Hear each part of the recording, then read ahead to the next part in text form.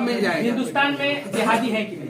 हाँ बिल्कुल है, और बिल्कुल वैसे जिहादी हिंदू और एक मुसलमान दोनों मिलकर पाकिस्तान को रह लेंगे तो कहीं नहीं सिखाता है आपको कि आप अपने शरीर में बम बांध के जो है ना भड़का लीजिए अपने आप। और मैं जब भी बक्सर आया हूँ, आपको इंटरव्यू दिया हूँ, आपसे मैं बहुत प्यार करता हूँ, और मुझसे आप इसके दुश्मन गद्दार नेता है, भ्रष्ट नेता है, भ्रष्ट अधिकारी है, जो देश को तोड़ने का प्रयास कर रहे हैं। हाँ, और आप देख रहे हैं जनता सिटी। अभी हमारे साथ शेरे बिहार मनीष कश्यप जी हैं, जो कि एक ब्रांड बिहार के नाम से एक अभियान चला रहे हैं, और बिहार में काफी कलाकारों से लेकर और फुटपाथी दुकानदारों तक इन्होंने अपना ब्रांड न्यू का एक टी शर्ट पूरे बिहार में या पूरे देश में छोड़ दिया है। और कहीं ना कहीं ये किस मुहिम के लिए काम कर रहे हैं, आज इनके ऊपर ऐसा सवाल होगा हमारा, क्योंकि लोगों का परेशानी को लेकर ये हमेशा के लिए हमेशा ये रोड पे उतरते हैं और लोगों का समस्या सुनते हैं। किसी को दान पुण्य भी करते हैं और काफी गरीबों में इंटरेस्ट और रुचि भी रखते हैं। जिसके पास कुछ नहीं रहता उसको कुछ देने का काम करते हैं, और जिसके पास कुछ नहीं रहता उसको भी देने का काम करते हैं। पहले तो हमारे जनता सिटी में सर आपका स्वागत है। बहुत बहुत धन्यवाद। ये हमारा आपका तीसरा इंटरव्यू है। जब बक्सर आए हैं तब तक हमारे और आपका इंटरव्यू चलते रहा। सीखते सीखते ज्यादा सीख गए आपसे, और काफी सीखे। हम एक सवाल करना चाहेंगे कि सर, अगर बिहार में अगर लोग मुख्यमंत्री का चेहरा की नजर में अगर आपको पसंद करते हैं, तो बिहार में सबसे पहले बदलाव क्या लाएंगे? देखिए, पहला तो मैं कहना चाहता हूँ कि कभी कभी मुझे बहुत इंसल्ट महसूस होता है कि बहुत सारे जगहों पे जाता हूँ, कुछ नेताओं के साथ रहता हूँ, कुछ बड़े सरकारी पदाधिकारी के साथ रहता हूँ, कुछ लोगों के साथ रहता हूँ, कुछ कभी बाजार में रहता हूँ गरीबों के बीच में, तब तक कुछ लोग चिल्लाने लगते हैं मनीष कश्यप जिंदाबाद, तो जिंदाबाद। नहीं सीएम बने, ये बने, वो बने। वो थोड़ा सा एम्बेरसिंग फील करता है, वो थोड़ा सा मतलब कि लगता है कि ऐसा नहीं होना चाहिए। जिंदाबाद मुर्दाबाद अगर आपको करना है तो बिहार का जिंदाबाद कीजिए, आप देश का जिंदाबाद कीजिए, और देश के दुश्मनों का मुर्दाबाद कीजिए। नेताओं का, किसी व्यक्ति का, किसी पर्सनल आदमी का, सेलिब्रिटी का जिंदाबाद मुर्दाबाद नहीं करना चाहिए, पहला चीज। दूसरा चीज, आपने सवाल पूछा कि अगर आप सीएम बनते हैं तो क्या करेंगे। इस देश में कोई भी किसी भी राज्य का सीएम बने तो उसे पहला दो काम यही करना चाहिए, शिक्षा और स्वास्थ्य फ्री कर देना चाहिए। राशन उसन फ्री में किसी को नहीं चाहिए, कुछ नहीं चाहिए, 1000 रुपया नहीं चाहिए, 2000 रुपया किसान निधि नहीं चाहिए। शिक्षा और स्वास्थ्य अगर आप फ्री कर सकते हैं तब वे सत्ता के शीर्ष सिंहासन पे बैठिए, वरना मत बैठिए। अच्छा, एक बात सवाल में आप कह दिए कि देश के दुश्मन कौन है? नेता नहीं है तब कौन?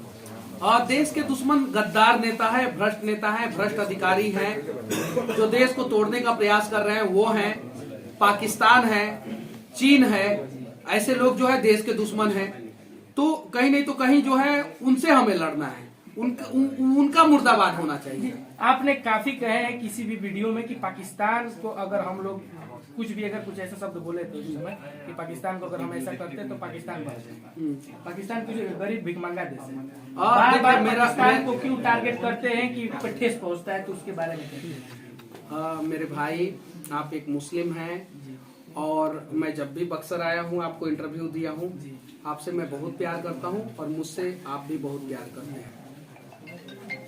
पाकिस्तान को मैं जब बोलता हूँ तो भारत के मुसलमानों को बुरा नहीं लगता है। पता है आपको एपीजे अब्दुल कलाम कौन थे? जी, वो भारत के एक मुस्लिम ही थे, जो जिनके डर से आज भी पाकिस्तान कांपता है। उन्होंने अग्नि मिसाइल नहीं बनाया होता तो पाकिस्तान जो है वो नहीं डरता।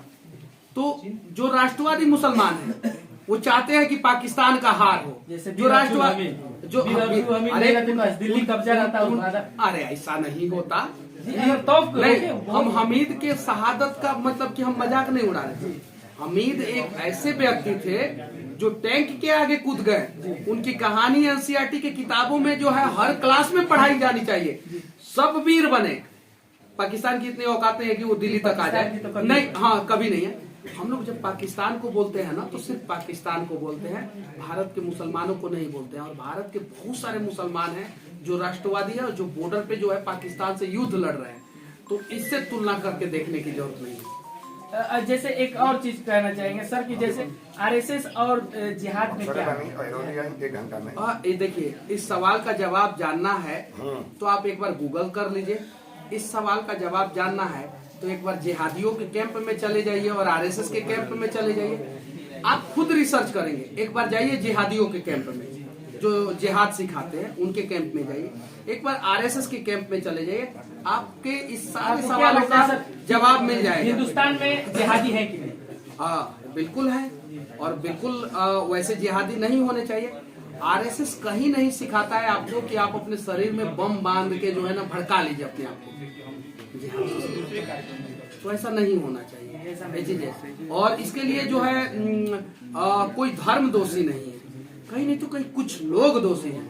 पैगंबर से हमें सीखने की जरूरत है। पैगंबर ने मुस्लिम धर्म का स्थापना जब किया छठी शताब्दी